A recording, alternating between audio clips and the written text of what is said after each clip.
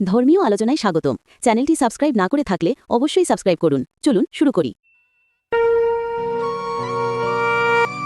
জয় শ্রীকৃষ্ণ।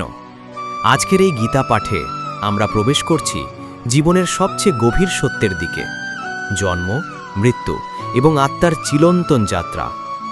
মানুষ জন্মকে আনন্দ বলে, মৃত্যুকে ভয় বলে, কিন্তু গীতা আমাদের শেখায় এই দুটিই হল যাত্রার দুটি দরজা।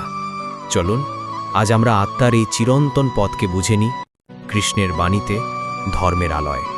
শুনো অর্জুন, তুমি যাকে মৃত্যু বলে ভয় পাচ্ছ সেটা আসলে কোনো শেষ নয়। গীতা বলে আত্মা কখনো জন্মায় না, কখনো মরে না। দেহ আসে, দেহ যায়, কিন্তু আত্মা সর্বদা শাশ্বত। যেমন কেউ পুরনো কাপড় ফেলে নতুন কাপড় পরে, ঠিক তেমনই আত্মা পুরাতন দেহ ছেড়ে নতুন দেহ ধারণ করে। আগুনটাকে পোড়াতে পারে না, জল ভিজাতে পারে না, বায়ু শুকাতে পারে না, অস্ত্র তাকে আঘাত করতে পারে না, কারণ আত্মা হল চিরন্তন শক্তির অংশ। মানুষ প্রশ্ন করে, আমি কেন জন্ম নিলাম? আমার মৃত্যু কেন হবে? কৃষ্ণ বলেন, জন্ম মৃত্যু হল কর্মের ফল। তুমি যা ভাবো, যা করো, যা ইচ্ছা করো, সবই জমা হয় কর্মফলে।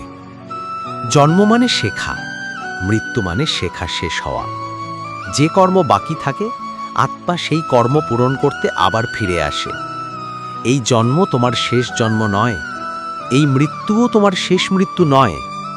আত্মার যাত্রা বহু জন্ম ধরে চলে, ধীরে ধীরে পরিপূর্ণতার দিকে।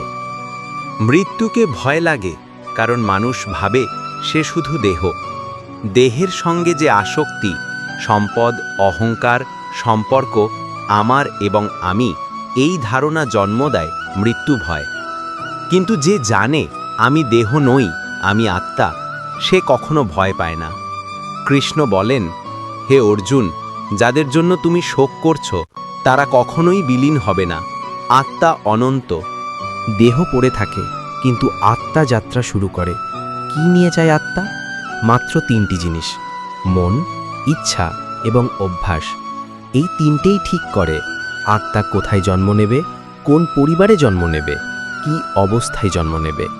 যে সৎ জীবন যাপন করে, ধর্মমতে চলে, সে শুভগতি পায়।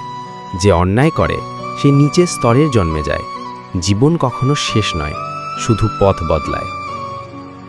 কৃষ্ণ বলেন, যতক্ষণ না মানুষ সত্যকে জানে, ততক্ষণ সে জন্ম মৃত্যুর চক্রে ঘুরতে থাকে।